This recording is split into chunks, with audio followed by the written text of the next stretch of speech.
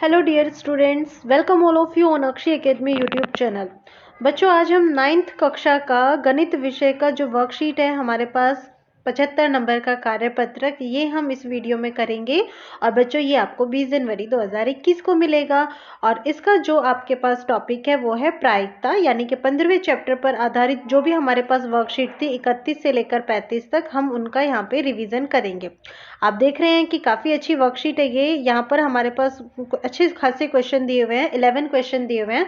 चलिए हम एक एक करके इनको ट्राई कर लेते हैं। ओके, तो सबसे पहले हमारे पास जो क्वेश्चन नंबर 1 है, इसमें कॉन्सेप्ट क्या है कि फलों की एक टोकरी में से 5 सेब, 6 आम और 7 संतरे हैं और एक सेब चुनने की प्रायिकता ज्ञात कीजिए। बच्चों, आपके पास यहाँ पर जो कुल फल हैं वो कितने हैं? आप देखिए, आपके पास 5 सेब है, ठीक है, 6 आम है और 7 संतरे।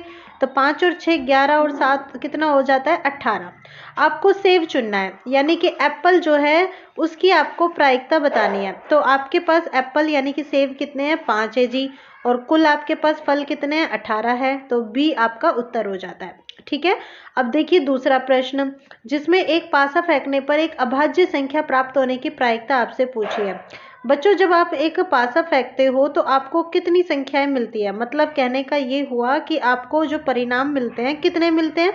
1 से लेकर 6 तक, यानी कि 6 मिलते हैं। ठीक है, और अभाज्य संख्याओं की आपसे बात की जाती है, तो अभाज्य संख्याएं आपके पास कौन कौन सी आती है इसमें जी? एक तो आती है 2, एक आती है 3 और एक आती है 5। ठीक है, तो ये कितनी हो गई है? ये हो गई है 3।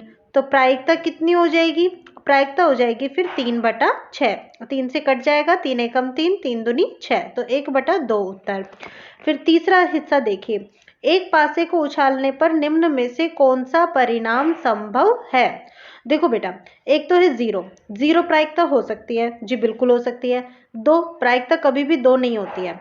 आप जब भी आप प्रायिकता उछालोगे, मतलब जो भी आप मतलब क्वेश्चन यहाँ पे करते हो या फिर जो भी आप स्थितियां देखते हो, हमेशा आपकी जो प्रायिकता होती है ना वो 0 हो सकती है या फिर 0 से बड़ी हो सकती है, लेकिन 1 या फिर 1 से छोटी होगी। तो 2 तो कभी नहीं होगी। ऐसे है 4/3, तो 4/3। अब आप देख रहे हो कि यहाँ पर 3 नीचे है, यानी कि कुल परिणाम 3 और अनुकूल स्थितियां 4, तो ये भी कभी संभव नहीं हो सकता।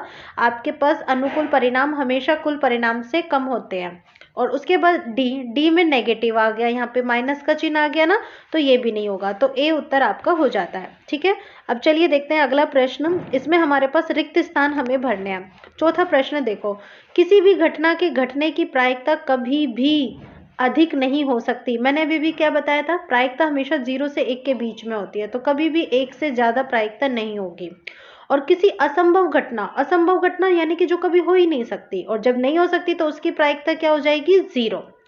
किसी भी घटना के घटने की प्रायिकता जिसे हम पीई से प्रदर्शित करते हैं, और न घटने की प्रायिकता जिसे हम पीई बार से प्रदर्शित करते हैं, इनका योग यानी कि प्लस कर रहे हो तो वो हमेशा क्या होता है? वो हमेशा 1 हो जाता है। तो हमारे पास ये 6 प्रश्न यहाँ पे पूरे हो जाते हैं। अब चलिए हम देखते हैं अगला प्रश्न। 7वां प्रश्न देखिए, एक सिक्के को एक बार उछालने पर पट आने की प्रायिकता आपको बतानी है। तो बच्चा, जब आप सिक्के को उछालते हो तो आपके पास क्या क्या आते हैं? आपके पास या तो आता है हेड या फिर टेल, यानी कि या तो आपके पास एक चित्त आता है या फिर आपके पास क्या आता है? पट आता है। तो इनकी आपसे अगर पूछी जाए कि इनकी संख्या कितनी है, तो आप क्या बताएंगे? भाई 2 ही तो हैं कुल मिलाकर। तो इसका मतलब ये हुआ कि जो भी हमारे पास यहाँ पे कुल परिणाम आते हैं, इनकी संख्या हमारे पास कितनी है? 2 है। अब आपसे पूछा है कि एक पट आने की प्रायिकता ज्ञात करो। तो एक पट आना कितनी बार आ सकता है? आपने सिक्के को एक बार अगर उछालोगे तो जो एक पट है वो कितनी बार आ सकता है? भाई जब एक बार सिक्के को उछालेंगे तो पट भी एक ही बार आ सकता है। इसका मतलब ये हुआ कि अनुकूल स्थिति हमारे पास यहाँ पे कितनी हो जाती है? केवल 1 हो जाती है। तो प्रायिकता कितनी हो जाएगी? अनुकूल स्थितियां बटे में कुल परिणाम, यानी कि 1/2। ये हमारा उत्तर हुआ। ठीक है, अब इसके बाद 8वां प्रश्न देखिए, मैथमेटिक्स शब्द में से एक स्वर को चयन करने की प्रायिकता आपको बतानी है। तो बच्चा, पहले तो आप ना एक काम करो, मैथमेटिक्स शब्द जो है इसको लिखो। ठीक है, और लिखने के बाद क्या करोगे? इनके अक्षरों को गिनो कि यहाँ पर आपके पास कितने अक्षर हैं। चलिए गिनते हैं, ये 2, 4, 6, ये 8, 8 और 2 10 और 1 11। इसका मतलब ये हुआ कि कुल जो अक्षर है यहाँ पे हमारे पास क्या है, 11 है। ठीक है, अब आप देखते हो कि स्वर कौन कौन से हैं, तो कुल स्वर यहाँ पे गिन के बताओ कि कितने हैं स्वर है। स्वर वोवल यानी कि ए ई आई ओ यू। तो आप इस स्पेलिंग में देखो ए ई आई ओ यू आपके पास है क्या, तो एक तो ये आपके पास ए है, फिर उसके बाद ई है, फिर दोबारा से ए और फिर आई, इसके अलावा और कुछ नहीं है। तो कितने हैं ये, 1 2 3 4, इसका मतलब 4 है। तो प्रायिकता कितनी हो जाएगी, 4/11। ये हमारा यहाँ पे उत्तर हो जाता है, जिसमें हमें एक स्वर को चयन करने की प्रायिकता ज्ञात करनी थी। अब चलिए हम नवा प्रश्न देखते हैं। नवे प्रश्न में 200 विद्यार्थियों के द्वारा एक परीक्षा में प्राप्त किए गए अंकों को सारणी के द्वारा दर्शाया गया। ये देखिए बच्चों, ये आपके पास एक सारणी है जिसमें 100 अंकों का प्रश्न पत्र है और यहाँ पर बच्चों ने क्या किए हैं, नंबर लिए हैं। अधिकतम प्राप्तांक 100 है। ठीक है, विद्यार्थियों के द्वारा प्राप्त अंकों की प्रायिकता ज्ञात करनी है। पहला आप देखोगे 40 से कम। तो बच्चा सबसे पहले तो आपको क्या करना है, कुल जो परिणाम है वो देखने हैं। तो कुल परिणाम हमारे पास क्या आते हैं, जो हमारे विद्यार्थियों की संख्या होती है। ठीक है, तो हम यहाँ पर कुल विद्यार्थियों की संख्या ज्ञात करेंगे और वो हमें दी हुई है 200 विद्यार्थी। तो ये कॉन्सेप्ट तो हो गया। अब हम देखते हैं कि 40 से कम जो भी हैं यहाँ पे जिनके नंबर आए हैं, उनकी अनुकूल स्थितियाँ देखते हैं। 40 से कम के लिए अनुकूल स्थितियाँ, तो चलो एक बार गिन के बताओ मुझे 40 से कम में कौन कौन से आते हैं। यानी कि जो भी 40 से पहले होंगे वो 40 से कम में आ जाएंगे। तो जो हमारे पास ये सारणी है, इसमें ये 10 तक है, फिर 10 से 20, 20 से 30 और 30 से 40। इसका मतलब यहाँ तक के जो हैं हमारे पास 20 से लेकर 24 तक के, ये सब 40 से कम में हैं। इनको आप जोड़ दीजिए, तो 20 और 40 हो गए 60, 60 और 15 कितने हो गए, 75, और 75 को आपने 24 से जोड़ दिया, तो 75 और 24 हमारे पास कितने हो जाते हैं, ये हो जाते हैं हमारे पास 99। ठीक है बच्चों, तो अब आपको इसकी प्रायिकता ज्ञात करनी है। तो प्रायिकता क्या हो जाएगी, इसके लिए प्रायिकता हो जाएगी, अनुकूल स्थितियाँ 99 हैं और कुल आपके पास विद्यार्थी कितने हैं, 200। तो 99/200। ठीक है, समझ में आ गया। अब दूसरा भाग देखते हैं। दूसरे भाग में हमसे कहा है 60 या फिर उससे ज़्यादा, यानी कि तो 60 से तो आपको ज़्यादा देखने हैं परिणाम। ठीक है, और फिर उसके बाद आपसे क्या कहा है, लेकिन 80 से कम और 80 से कम देखने हैं बच्चों। तो 60 से ज़्यादा और 80 से कम की हमें अनुकूल स्थितियाँ देखनी है। तो ये कौन कौन सी हो जाएंगी, चलिए देखते हैं। यहाँ पे हमारे पास 60 से ज़्यादा, इसका मतलब हमारे पास यहाँ से बात कर रहे हैं। ठीक है, 9 से हम बात कर रहे हैं, तो 9 और 80 से कम, तो हमारे पास ये यहाँ तक आ जाएंगे। तो 9 और 7 हो गए, 9 और 7 यानी कि 16। तो अगर हम एक काम करते हैं, यहाँ पे पहली वाली घटना को E1 मान लेते हैं, तो अब दूसरी वाली घटना हमारे पास क्या हो जाएगी, PE2 हो जाएगी, और इसका मान कितना आ जाएगा फिर 16/200। ठीक है, ये हो गया हमारा। चलिए अब हम तीसरा भाग देखते हैं। इसमें 80 या फिर उससे ज़्यादा, देखो 80 या उससे ज़्यादा कहाँ पे आए, 12 और 36।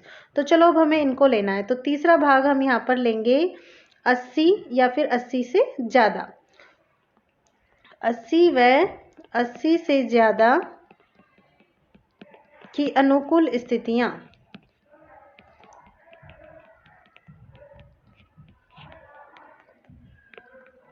तो बच्चों ये हमारे पास कितने हैं, 12 और 36, यानी कि कितने हो गए, 36 और 12 जोड़ दीजिए 48।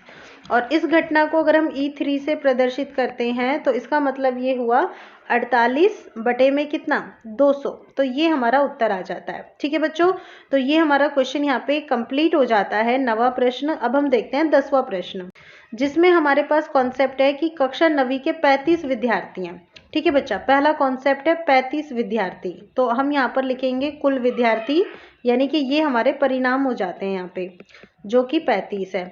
अब इनमें HB स्तर के लिए एक जांच हुई है, मेडिकल जांच हुई है और सारणी दिखाई हुई है। आपसे सबसे पहले पूछा है कि HB स्तर 10 से कम होना चाहिए। तो 10 से कम यानी कि आपका HB स्तर इधर की लाइन में होना चाहिए।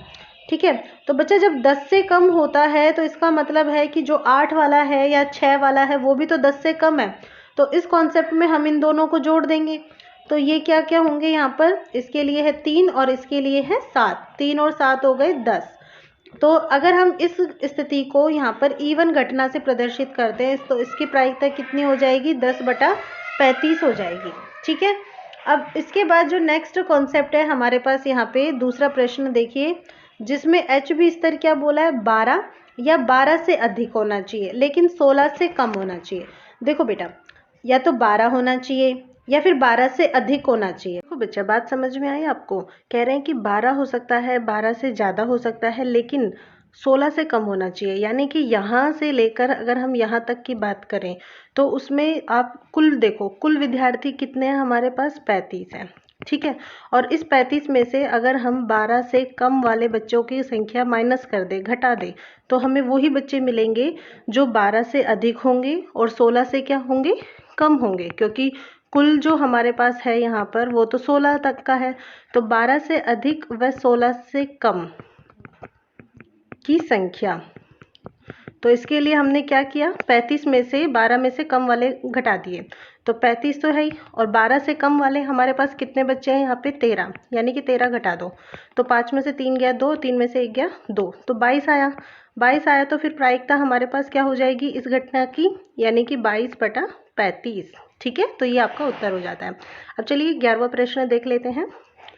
निम्न आंकड़े एक वृद्ध आश्रम से लिए गए जिसमें पेय पदार्थ पीते हैं लोग कैंपा, शिकंजी, दूध और डिब्बाबंद जूस पीते हैं।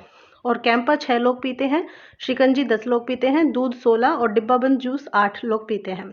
एक व्यक्ति का चयन करने पर उसके द्वारा निम्न को पसंद करने की प्रायिकता क्या होगी। नंबर 1, प्राकृतिक पेय। प्राकृतिक पेय यानी कि जो नेचुरल चीज़ों से बना होता है। ठीक है, तो बच्चा वो हमारे पास क्या हो सकते हैं, कैंपा, वो तो नहीं होगी। यानी कि प्राकृतिक पेय में हमारे पास एक तो होगी शिकंजी और दूसरा क्या होगा, दूध। यानी कि ऐसे लोगों को हमें छांटना है जो शिकंजी और दूध पीते हैं। तो शिकंजी वाले 10 हैं और दूध पीने वाले कितने हैं, 16, तो कुल मिलाकर कितने हो गए, 26। इसका मतलब ये हुआ कि अनुकूल स्थितियां हमारे पास यहाँ पे कितनी है, 26 है। ठीक है जी, अब कुल स्थितियां भी देख लेते हैं हम यहाँ पर कितनी है। कुल स्थितियां, कैंपा वाले 6 हैं, शिकंजी 10 पीते हैं, डिब्बा बंद जूस 8 पीते हैं और दूध पीते हैं 16। तो जोड़ दीजिए इन सबको, 6 और 10 16 और 16 32, 32 और 8 हो गए 40। तो प्रायिकता क्या हो जाएगी अगर हम प्राकृतिक पेय को पीने को पहली घटना मानते हैं, यानी कि 26/40, ये हमारा उत्तर हो जाता है। ठीक है, अब आप दूसरा प्रश्न देखो जिसमें डिब्बा बंद जूस बोला है।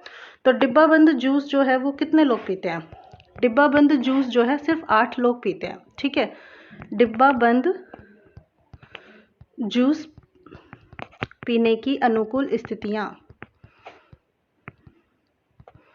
कितने लोग पीते हैं, सिर्फ 8 लोग पीते हैं। Very good. तो बच्चा प्रायिकता क्या हो जाएगी इसकी, अगर हम इसको E2 घटना से प्रदर्शित करते हैं तो प्रायिकता हो जाएगी 8/40, और ये हमारा यहाँ पे उत्तर हो जाता है। ठीक है बच्चों, तो ये आपकी यहाँ पे वर्कशीट कंप्लीट होती है। आई होप ये आपको बहुत अच्छे से क्लियर हुई होगी और समझ भी आई होगी। आप अपने फ्रेंड्स के साथ इसे शेयर कीजिएगा, और अगर अच्छी लगे तो लाइक, कमेंट और चैनल को सब्सक्राइब जरूर कीजिएगा। Thank you so much for watching my channel.